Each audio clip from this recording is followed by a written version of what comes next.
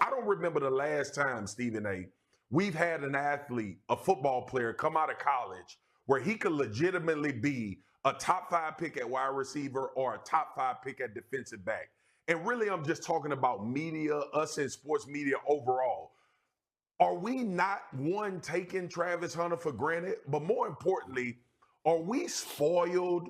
Do we look at this the wrong way? Is it some fly-by-night thing now that a guy can be this phenomenal and this great coming into it, and we really don't talk about him? We kind of treat it like a foregone conclusion. He's going to go number 2 overall in talking about his greatness and what he's been able to do up until this point.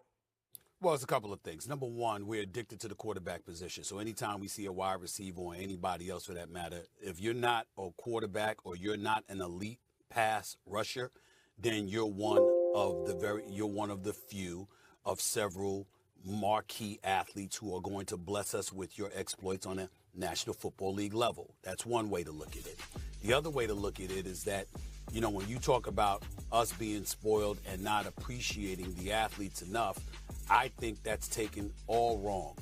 If I'm discussing you, and this is an argument that I've had, whether it's the GOAT conversation or some of the great players or whatever it is that we're discussing, Marcus, if I'm talking about you and you play the quarterback position, and I'm debating whether you're better than Tom Brady, you're in the discussion as one of the greatest who's ever lived.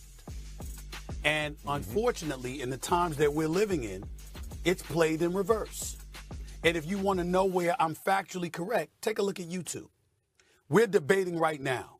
Marcus Spears destroyed Stephen A. Stephen A. destroyed Marcus Spears. The word destroyed feeds the algorithm. All right, what the hell were they arguing about? Let's click on, let's find it. More clicks, more revenue for the person who created the content.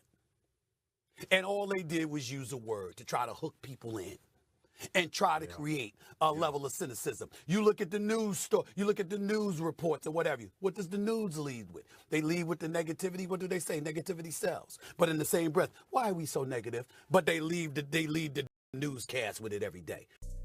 What's up, y'all? So first of all, I want to thank you so much for rocking with me. I appreciate y'all.